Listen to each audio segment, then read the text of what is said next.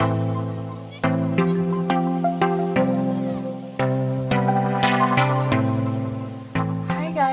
Taylor of Taylor & Crochet, and today I am going to be teaching you guys how to make a blanket scarf. I'm just going to use this scrap piece of fabric. Obviously it's going to be smaller, but just for demonstration purposes. So I get a lot of my fabric from Joann Fabrics. The important things to remember when you're getting it, I get 100% flannel. I always get plaid patterns because it's easier to cut and make sure that you have straight lines.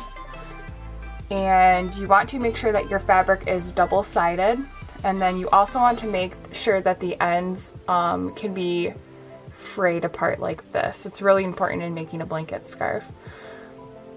So the average width you can get fabric in, and that would be perfect for blanket scarves, would be between 42 inches and 55 inches.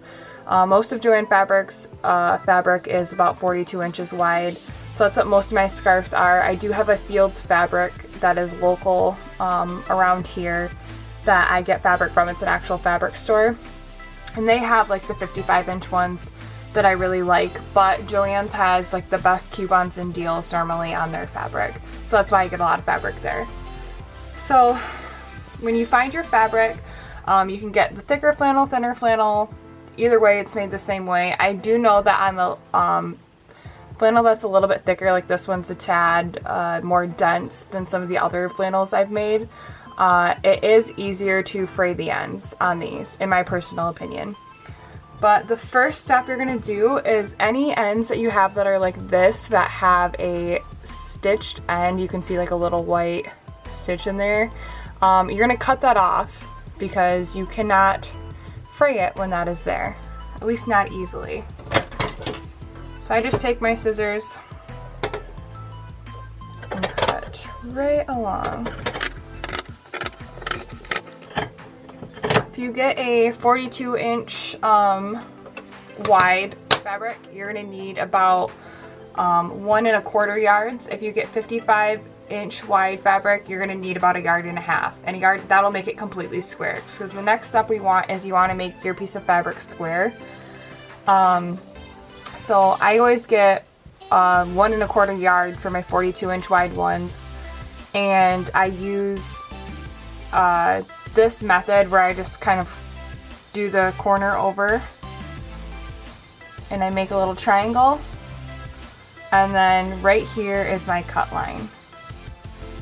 So that would be where I'm going to cut my fabric, because that's what's hanging over, and I know the rest of this is square.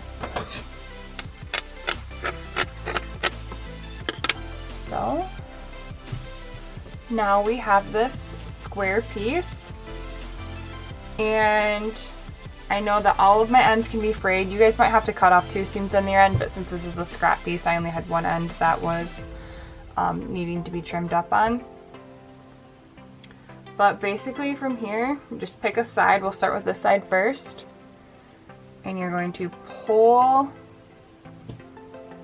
all of these string by string out.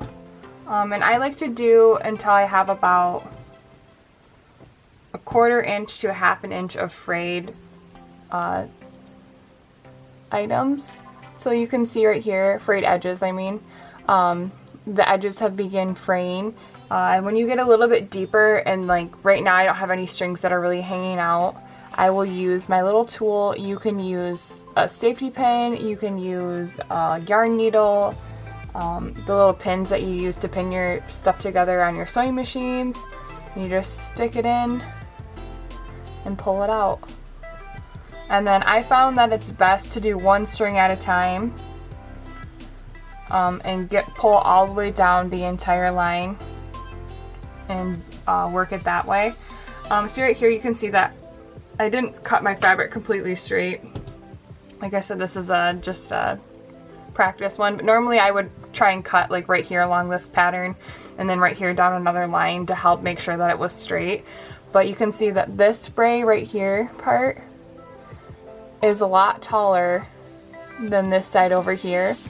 So if that happens and you want to make sure it's straight, you would just snip off a little bit of this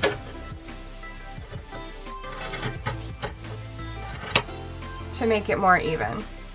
And then from there on, it should be pretty straight because your string will be pulling out at the same rate. So you're going to do that all on this side, and then you'll go to the next side and you'll begin doing the same thing. Just pulling them out. Sometimes on the thicker ones, you can get like 2 or 3 strands at once that'll come out together. I found on the thinner scarves, on the thinner like fabric, that they tended to get tangled a lot more. But this is just something that I do while I like watch Netflix. It's super easy.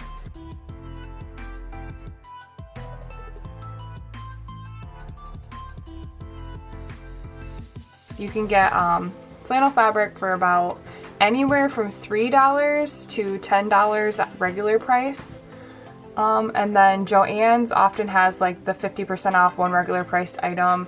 So you could usually get, and one cut of fabric is a regular priced item, is one item. So you could get, you know, if you had a fabric that you really liked, like 5 yards of it and make 4 scarves. So it's something to keep in mind. Once you did that edge, you'd go to the next one, so on and so forth.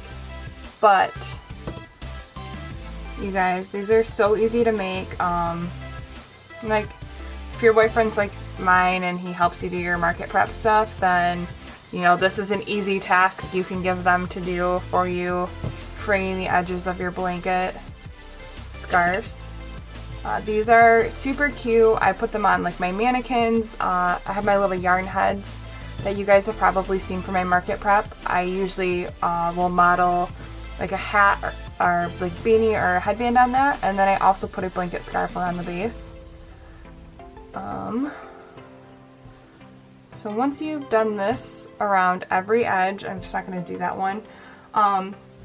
If you were afraid, let's say, that someone was going to wash this and then a bunch more ends were going to fray, you could take a needle, you would stick a thread right through here, about, I don't know, 1/4 inch in, and tie a knot, go through the fabric, and just loop around and tie, keep sewing just a loop, needle through, pull out this end, back up through, pull out this end, back up through, and tie a knot, and that would secure the corner and make sure that no more threads pull out. And you can do that on every single corner, and then that way when they wash it again, it won't fray anymore.